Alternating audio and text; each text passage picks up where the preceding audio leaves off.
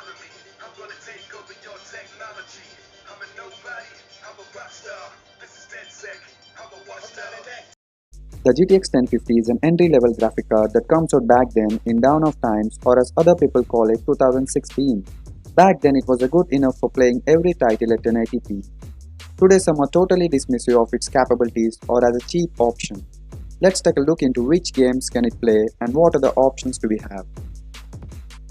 The GTX 1050 is still good in 2020 for playing 1080p esports such as League of Legends, StarCraft, CSGO, Fortnite, Overwatch and Dota 2. For playing newer titles that come out in 2018 or later, this graphic card is absolutely not good as it will render less than 30 FPS in normal to low settings. Performance to price ratio is really bad and you can get better options for the money in 2020 such as RX 570. The GTX 1050 come out in 2016 that is manufactured by Samsung in 14nm. Its performance is similar to that of GTX 1050 laptop, GTX 1050 Ti and even GTX 950. So this will be useful for you if you're thinking about one of these graphic cards. The GTX 1050 comes with 2GB and 4GB depending on the manufacturer. Some of its selling points at 2016 were its high efficiency with a TDP of 75 watts and at the same time being capable of running games on 1080p high detail settings. The card is still good if your intended use is esports titles at 1080p. So here are its average benchmarks in esports titles at 1080p. As you can see, the graphics card is excellent for the most popular esports titles, running all of them on 60 plus FPS and high detail settings with the Apex Legends exception. Now does this make it good to buy in 2020 if you're only looking to play League? No, because you can get better GPUs for the same money.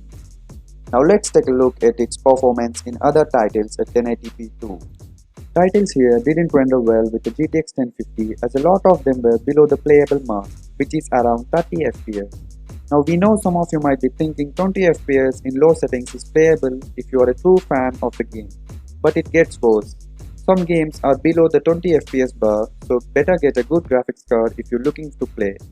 Decent power supply, good if you have a very weak power supply, good for playing esports titles at high settings and 1080p. Small, fits in a small form factor. Bad price to performance ratio, you can get better cards for the same price. For example, a much more convenient GTX 1650 Super or a RX 570. Less than 20 FPS in a lot of 2018 plus titles while playing at medium settings at 1080p. 4 years old already and it's gonna get worse as it loses driver support and a new unsupported technologies arrive. As of 2020, the best option for around the same price as the GTX 1050 is the RX 570. The GTX 1050 is a good card that reigned as a budget option for too long. So long that it even inadvertently became more expensive and therefore not the best budget card. If you're planning to play any esports titles, the GTX 1050 will be good for you. Nevertheless, I would not buy it as there are better options in the market for the same price. That said, if you received it as a gift, be grateful. As many would say, the GTX 1050 is the minimum good graphics card to play games nowadays. And you will not know the pain of playing leagues on less than 30 FPS.